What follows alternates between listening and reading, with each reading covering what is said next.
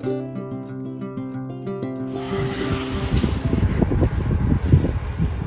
Morning students, कैसे हैं बेटा ऑल्टरनेटिंग करंट का अगला पार्ट है root mean square value of current. तो नेक्स्ट हम लेते हैं बेटा root mean square value of AC. मतलब हम IRMS लेंगे या VRMS लेंगे। जो फार्मूला IRMS का आएगा VRMS का भी फार्मूला उसी ट्रेंड में होगा, बस I की जगह V से रिप्लेस करना होगा। तो पहले तो आप मैथमेटिकली बात करें root mean square value of AC होता क्या है। तो आप सबसे पहले ये देख लें कि IRMS होता क्या है। तो IRMS का हम अगर मैथमेटिकल वर्जन लिखें तो क्या आएगा, देखो it is the root mean square value of I, यानी इट इज द रूट यानी स्क्वायर रूट, मीन को हम बाहर से लिखते हैं, स्क्वायर का मतलब पावर 2 ऑफ आई। ये मैथमेटिकल मीनिंग हुआ। What we are doing here, we are squaring the current, then getting its mean means average, and then again square root कर रहे हैं। क्योंकि हमने स्क्वायर किया था ना, तो फाइनली तो स्क्वायर रूट करना पड़ेगा क्योंकि हमें निकालना तो आई ही है। तो root mean square value of alternating current is the square root of the mean of the square of the current. ये तो मैथमेटिकल वन कंप्लीट साइकिल लेके चलते हैं। देखिए इधर हम आई ले लेते हैं या वी ले लेते हैं, और एक पूरा साइकिल अगर ले लें, देखो एक पूरा साइकिल हम ये ले लेते हैं। ये टाइम t हुआ, यहां तक टाइम t हुआ, यहां तक टाइम t/2 हुआ। तो जितना ये वैल्यू ऑफ AC ऊपर की डायरेक्शन में पॉजिटिव है, नीचे की डायरेक्शन में उतना ही नेगेटिव होता है। इसलिए बेटे in one complete cycle average zero आता है, जितना ये प्लस उतना ही ये माइनस, ये जितना प्लस ये माइनस। तो वन कंप्लीट साइकिल में हम एवरेज नहीं निकाल रहे थे, क्यों? क्योंकि जीरो आ रहा था। मीन नहीं निकाल रहे थे क्योंकि जीरो आ रहा था।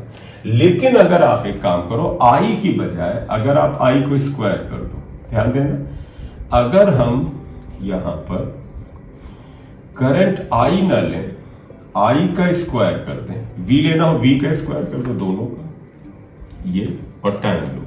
तो देखो बेटा, अगर हम इस करंट आई का स्क्वायर कर दें तो तुम्हें पता है ये हिस्सा पॉजिटिव है। तो अगर ये पीक वैल्यू I0 है तो इसका स्क्वायर करोगे तो सारी वैल्यू स्क्वायर होंगी। तो तुम कहोगे sir now the peak value is I0 square. तो समझ रही, अभी आपको बाद में समझा दूंगा ये होगा।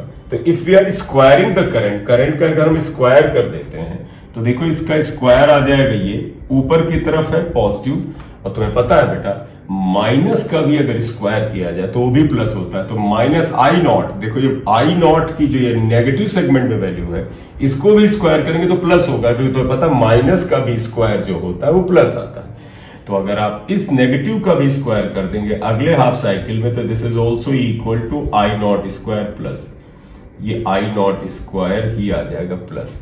अब देखो यहां तक टाइम t/2 था, यहां तक टाइम t है, तो इससे फायदा क्या हुआ, if we are squaring the current, तो अगर देखो स्क्वायर ऑफ द करंट का अगर मैं यहां तक मीन निकालूं, यहां से लेके यहां तक मीन, तो ये भी प्लस ये भी प्लस, कैंसिल नहीं होंगे जैसा कि यहां हो रहे थे। ये प्लस था, ये माइनस तक कैंसिल हो रहा है। तो मैं ये कहना चाह रहा था कि ऑल्टरनेटिंग करंट का वन कंप्लीट साइकिल में अगर एवरेज लेते थे वो जीरो आता था, मीन लेते थे वो जीरो आता था। लेकिन अगर हम करंट का स्क्वायर करें तो नेगेटिव हाफ भी पॉजिटिव हो जाता है। अब हम इन वन कंप्लीट साइकिल यानी यहां से यहां तक का करंट के स्क्वायर का मीन ले सकते हैं। तो वही देखो हमने किया, करंट का स्क्वायर का मीन लिया है। बाहर से जब दिखाते हैं तो मीन को ये रिप्रेजेंट करता है, और करंट के स्क्वायर को करते हैं तो लोअर वाला सेगमेंट भी पॉजिटिव हो जाता है। तो इस हिस्से का और इस हिस्से का यहां तक का जो एवरेज आएगा वो जीरो नहीं आएगा, और जब जीरो नहीं आएगा तो फाइनाइट वैल्यू आएगी। तो इसका मतलब हम करंट का स्क्वायर करेंगे, उसका मीन निकालेंगे, और क्योंकि स्क्वायर आएगा और हमारा पर्पस आई पाना है तो बाद में स्क्वायर रूट कर देंगे, इसलिए हम IRMS निकालते हैं। तो मैंने पहले बताया फिर बता दूं, root mean square values of current है, उसका पहला अच्छाई क्या है कि एक तो पूरे साइकिल में एवरेज बताता है इन वन कंप्लीट साइकिल, लेकिन जब हम one complete cycle of self current का हम एवरेज लेते थे तो जीरो आता था, लेकिन अगर करंट का स्क्वायर का एवरेज लेते हैं तो वो जीरो नहीं आएगा। इसलिए we are finding out IRMS, right? इतना है। अब एक और बात आती है कि what is the significance of IRMS। तो IRMS को महत्व क्या है, significance of AC, sorry IRMS, RMS value of AC। RMS value of alternating current या वोल्टेज का सिग्निफिकेंस क्या, महत्व क्या है भाई, क्यों किया? पहली बात सुनिएगा बेटा, किसी भी कंडक्टर में करंट चाहे बाएं से दाएं जाए चाहे दाहिने से बाएं आए, हर स्थिति में कंडक्टर इक्वली हीट अप होता है। तो मेरा ये कहना है कि whenever a current is passing through a conductor it is heated up, and heating of conductor में डायरेक्शन ऑफ करंट का कोई महत्व नहीं है। करंट किसी वायर में या कंडक्टर में चाहे जिस भी डायरेक्शन में जाए, अगर वो जाएगी तो उसको हीट अप करेगी। तो इसका सिग्निफिकेंस ये है, सुनिएगा, मैं डेफिनेशन बनाने से पहले चाहता हूं आप खुद डेफिनेशन बनाने की योग्य बने। आप दिमाग में अज्यूम करो कि एक हमने ये वायर लिया है, कंडक्टर लिया है, इसका रेजिस्टेंस आर है, इसमें हमने कोई डीसी करंट पास की है, डायरेक्ट करंट, डीसी करंट जो आप बैटरी से बनाते हैं। तो we have pass a DC current in this conductor. जब ये डीसी करंट इस कंडक्टर से जाएगी तो मान लेते हैं dt टाइम में यहां से गई, और जब इस कंडक्टर में ये डीसी करंट गुजरेगी, when this DC current is passing through this conductor of resistance r for the time interval dt, तो यहां कुछ हीट प्रोड्यूस होती है, HDC आएगा। वो कितने के बराबर होगा? तो पता है हीट प्रोड्यूस होता है I स्क्वायर R। I बेटा ये IDC आएगा, मैंने गलत लिख दिया है। देखो हीट होता है, हीट प्रोड्यूस का फार्मूला बेटा ये होता है I स्क्वायर RT या DT। तो देखो HDC, इस DC की वजह से निकालें तो आएगा IDC स्क्वायर, R की जगह ये रेजिस्टेंस टाइम DT आएगा, ये आएगा। तो यार सुनिएगा बात को ध्यान से, there is a conductor of resistance R, we are passing a direct current, जो आप बैटरी से पाते हो। डायरेक्ट करंट का में कोई तकलीफ नहीं होती बेटा, स्मूथ होती है, वो बदलती नहीं है। लगातार अगर 10 एम्पियर तो 10 एम्पियर ही बनी रहती है, तो उसमें तो हमें कोई डाउट ही नहीं रहता कि एवरेज क्या है। कोई करंट 10 है बेटा तो उसका एवरेज तो 10 ही है ना। तो अगर हम इसमें इस रेजिस्टेंस में डायरेक्ट करंट IDC पास करें, ये इसमें अगर टाइम t तक या dt तक जाता है तो इतनी हीट प्रोड्यूस करता है, ठीक है। अब आप क्या करें, इसी वायर में now in the same conductor, इसी कंडक्टर में जिसका रेजिस्टेंस R है, इसमें हम सेम टाइम dt तक कुछ AC पास करते हैं, IAC, ऑल्टरनेटिंग करंट पास करते हैं। ऑल्टरनेटिंग करंट बेटा बदलती रहती है, अपनी डायरेक्शन को बदलती रहती है, लेकिन तुम्हें पता है डायरेक्शन बदलने से हीट पे प्रभाव नहीं पड़ता। What ever is the direction of current, if it is passing through any resistance it will produce the same amount of the heat in the same time interval. तो अगर इसी रेजिस्टेंस में जो ये था उतने टाइम dt तक alternating current हम IAC पास करते हैं, IAC पास करते हैं, तो ये ऑल्टरनेटिंग करंट कुछ हीट पैदा करेगा HAC, और वो क्या होगा, इसी फॉर्मूले से लिखो IAC स्क्वायर RDT, ये आएगा। क्लियर इतनी बात? अगर ये दोनों हीट सेम हो तो दिस अमाउंट ऑफ AC, ये जो AC का ये जो अमाउंट है इसे RMS वैल्यू कहते हैं। तो क्या डेफिनेशन बनी बेटा, क्या महत्व बना? और RMS वैल्यू ऑफ AC मतलब इस समय ये जो IAC होगा, दिस ये जो करंट IAC आएगा that will be known as IRMS। तो यानी डेफिनेशन क्या बनी? RMS value of AC is that amount of DC when passed through a conductor of resistance R for the time interval, for a definite time interval dt, produces the sum amount of the heat, and if it is passed through the same conductor of resistance R for the same time interval, produces the same amount of the heat. I am repeating. RMS value of AC is that amount of DC when it is passed through a definite conductor of resistance of a definite resistance for the same time interval, produces the same amount of heat as produced by the DC. तो इसी resistance में इतने time तक DC पास करे, कुछ heat पैदा करे, इसी रेजिस्टेंस में इतने ही टाइम तक आप इतनी ऑल्टरनेटिंग करंट पास करें कि ये HAC जो है वो HAC ये इसके बराबर हो जाए। तो उस समय जो ये ऑल्टरनेटिंग करंट यहां पास होती है IAC, ये RMS वैल्यू के बराबर होती है। तो यहां क्या लिखेंगे, RMS value of AC is that amount of DC, DC मतलब direct current, which passed through a resistor या कंडक्टर ले, pass through a conductor of definite resistance for the definite time, तो क्या लिखा? RMS value of AC is that amount of DC which when passed through a conductor of definite resistance for the definite time produces the same heat as produced by AC in the same conductor in the same time interval,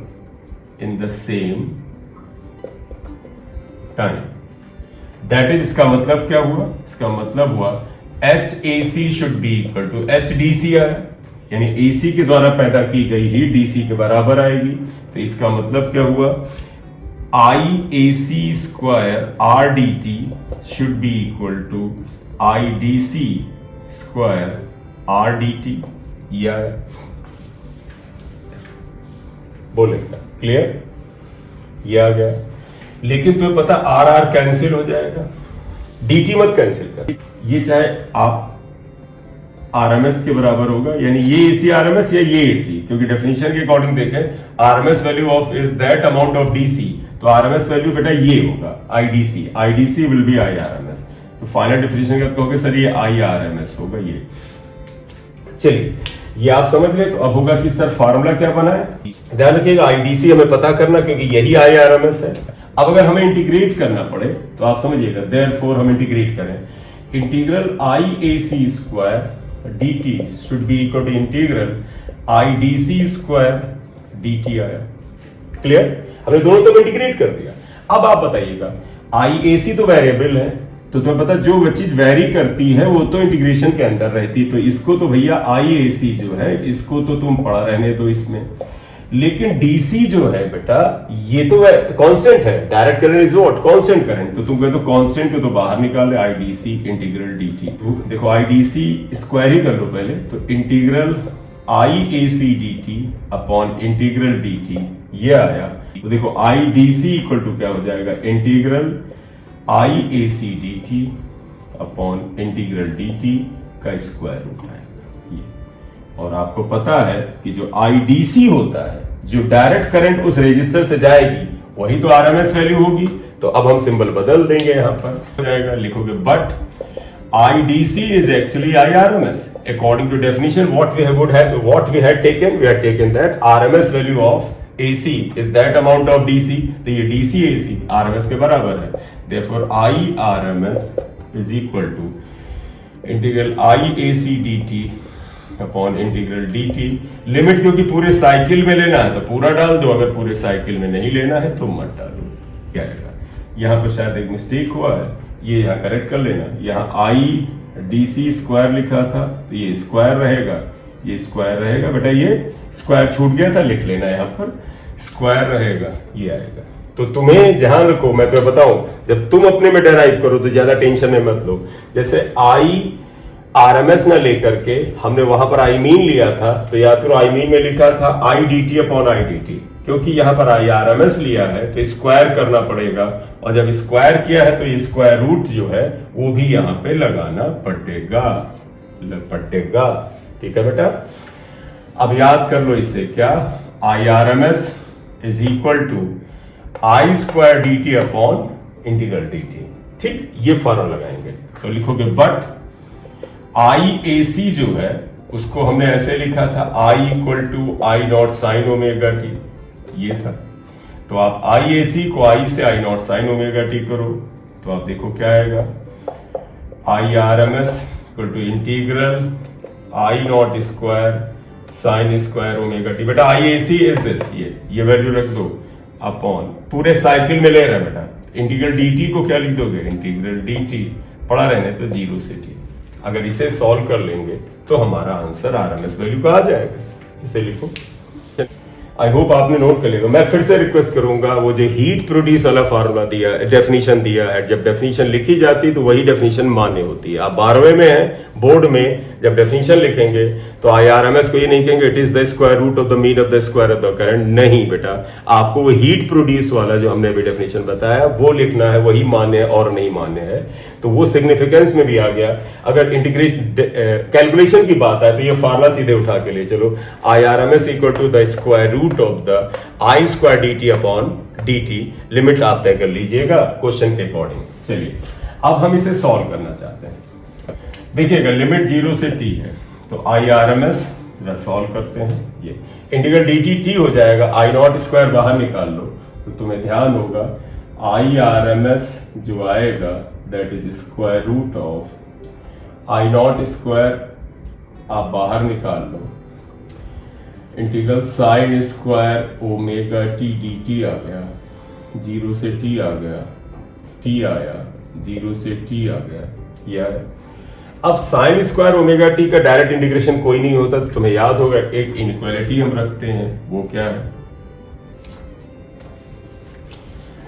तुम्हें याद होगा since cos 2a equal to 1 minus 2 sine square a होता है, तो देखो बेटा sine square a equal to 1 minus cos 2a upon 2 होता है।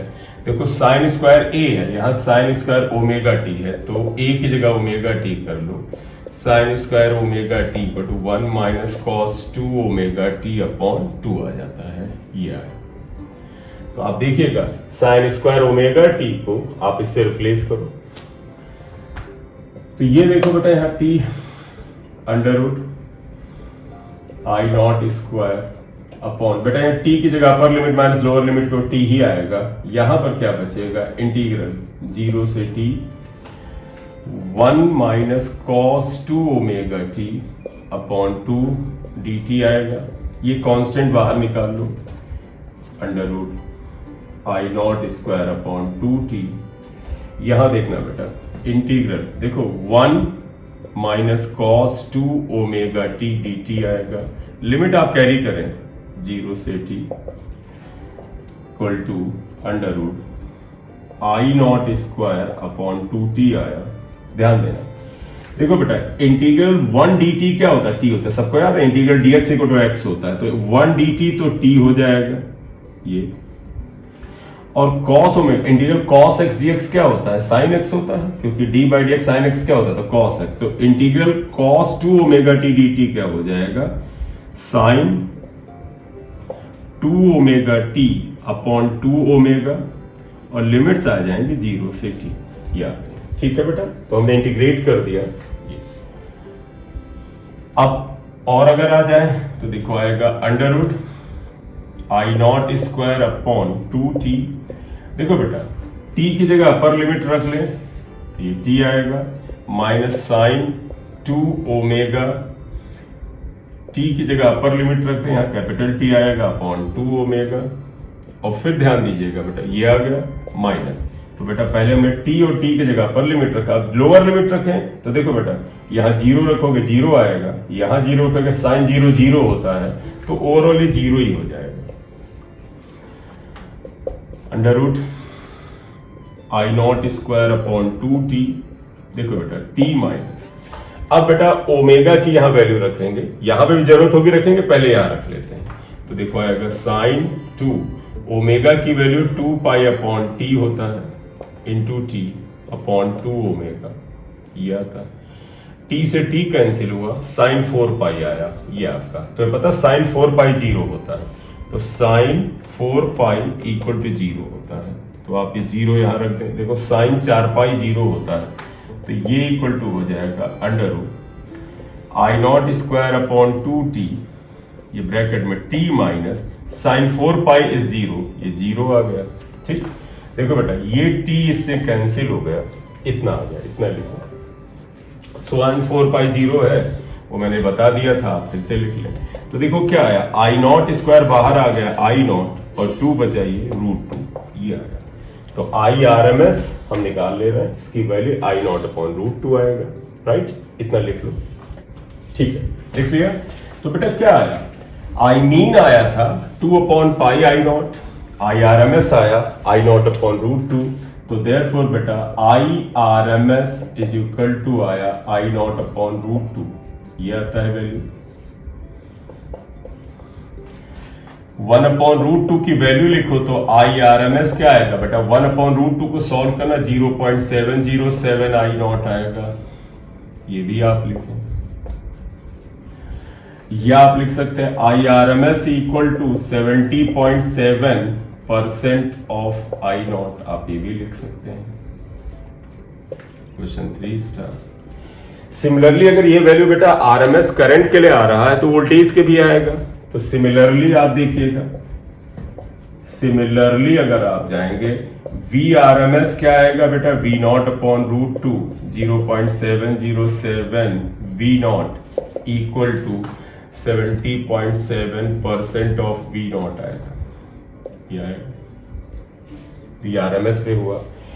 V मीन भी ऐसे ही होगा, जैसे I मीन था I 2/πI0, वैसे V मीन भी बेटा 2/πV0 होगा। तो पता है कि RMS values of AC current and voltage are also known as virtual value या एपरेंट वैल्यू या इफेक्टिव वैल्यू या इक्विवेलेंट वैल्यू ऑफ AC।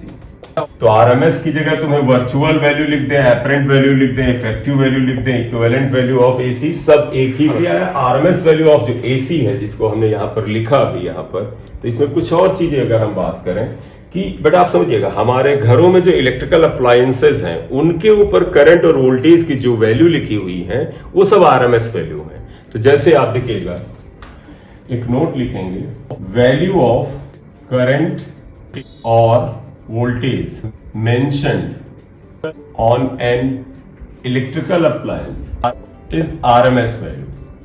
ये RMS वैल्यू होती है बेटा, वो पीक वैल्यू नहीं होती है, इंस्टेंटेनियस वैल्यू ने RMS है। जैसे मैं एग्जाम्पल बताऊं, एग्जाम्पल अगर आपने पहला, जैसे मान लीजिए आप घर में जो स्विच लगा है, आमतौर पर उसमें 5 एम्पियर 6 एम्पियर लिखा होता है, ये RMS वैल्यू है। जैसे जब हम पावर, जैसे हम AC चलाते हैं, कूलर चलाते हैं, तो उसमें जो हम स्विच यूज करते हैं वो 15 एम्पियर 16 एम्पियर करते हैं, AC के लिए 20 एम्पियर करते हैं। तो हमारे घर में जो स्विच लगा है या कोई और इलेक्ट्रिकल अप्लायंस है, उस पर लिखा है करंट की वैल्यू 5 एम्पियर 10 एम्पियर 20 एम्पियर, वो RMS वैल्यू है। इफ ऑन ए स्विच जो आप घर में यूज कर रहे हैं in domestic use I equal to 10 ampere अगर है, then it is RMS current, ये RMS करंट है, that is IRMS will be 10 ampere. ये 10 एम्पियर IRMS है बेटा। तो अगर आप कहें पीक वैल्यू, इसका मतलब I0/√2, अगर हम IRMS की जगह एक फार्मूला लिखें तो I0 इक्वल टू 10√2 आएगा। 10 इंटू 1.414 14.14 एम्पियर की पीक वैल्यू ऑफ करंट वहां से गुजर रही होगी। मतलब समझे इसका? तुम्हारे स्विच में लिखा 10 एम्पियर है, तो तुम कहोगे सर इससे ये मैक्सिमम 10 एम्पियर की करंट को झेल सकता नहीं, ये 14.14 को कर सकता। क्यों? इससे जो AC गुजरेगी, मतलब जो तुम्हारे घर में ऑल्टरनेटिंग करंट है वो गुजरेगी, उसका पीक तो यहां तक जाता है ना, बहुत क्षण मात्र के लिए से, एक इंस्टेंट के लिए सही, लेकिन वो इतनी वैल्यू I0 तो 14.14 होगा। तो भैया ये जो ऑल्टरनेटिंग करंट है जिसके बारे में आपके ऊपर लिखा है 10 एम्पियर, ये वास्तव में RMS वैल्यू है। और अगर आप डेटा डाल के कैलकुलेट करें तो पता चलेगा ये जो स्विच है इससे अगर 14.14 एम्पियर तक की जो पीक करंट जाएगी उसे भी ये झेलता है। तो ऐसे केस में इस स्विच से इतनी मैक्सिमम करंट जाती है उसे झेल लेगा ये, ठीक है। दूसरा हम एग्जाम्पल अगर लें तो जैसे हमारे घर में बेटा जो सप्लाई है, इंडिया में जो सप्लाई है, इंडिया में वोल्टेज लिखा होता है हर अप्लायंस पे 220 वोल्ट।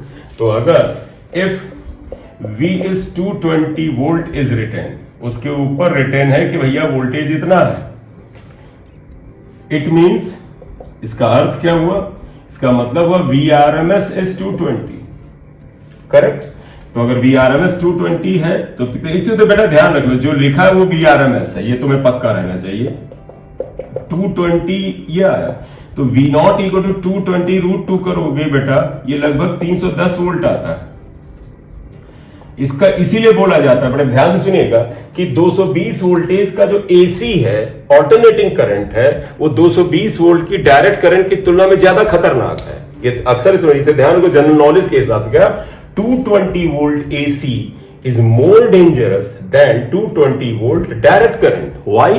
क्योंकि 220 वोल्ट की जो एसी है उसकी ये आरएमएस वैल्यू 220 है, लेकिन ये करंट या वोल्टेज ऐसे वेरी करता है, तो वो जो चीज बेटा ऐसे वेरी करती, किसी समय तो अपनी मैक्सिमम जगह जा ही रही है, और फिर 1 सेकंड में तो 50 बार जा रही है। तो पता हमारे घर में जो सप्लाई है ऑल्टरनेटिंग करंट की, उसकी फ्रीक्वेंसी 50 हर्ट्ज है।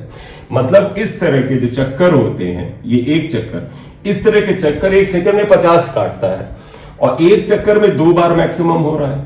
देखो, एक बार यहां आई नॉट हो रहा है, एक बार यहां आई नॉट हो रहा है। तो भैया आपने बोला 1, तो हमारे घर इंडिया में जो ऑल्टरनेटिंग वोल्टेज जा रहा था वो 1 सेकंड में ऐसे 50 चक्कर काटेगा, और एक चक्कर में 2 बार मैक्सिमम हो रहा था, यानी एक चक्कर में 310 की वैल्यू 2 बार पा रहा था, एक बार यहां एक बार यहां। तो एक चक्कर में 2 बार 310 की वैल्यू अचीव कर रहा है, 1 सेकंड में ऐसे 50 चक्कर आएंगे। तो तुम जब बोलोगे 1, तो असल में जो ऑल्टरनेटिंग वोल्टेज है वो 310 की वैल्यू को 100 बार पार करेगा। एक चक्कर में 2 बार, तो 50 चक्कर में 100 बार। और ये डेंजरस है। क्यों? आपने बोला 1, इतनी देर में ऑल्टरनेटिंग करंट वोल्टेज तो तुम्हें लगा था 220 है, लेकिन भैया वो इतना झटका दे रहा है, वो 310 का झटका बीच बीच में मार के जाएगा और आप पलट जाओगे।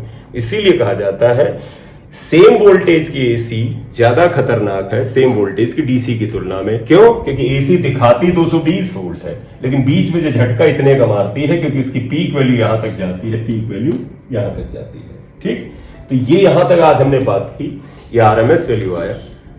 अब अगला हमारा पर्पस है, अगला बेटा आप देखिएगा, ये अभी यहीं पर लेक्चर खत्म करेंगे। नेक्स्ट जो लेक्चर होगा बड़ा इंपॉर्टेंट होगा, उसे बिल्कुल मिस मत करिएगा।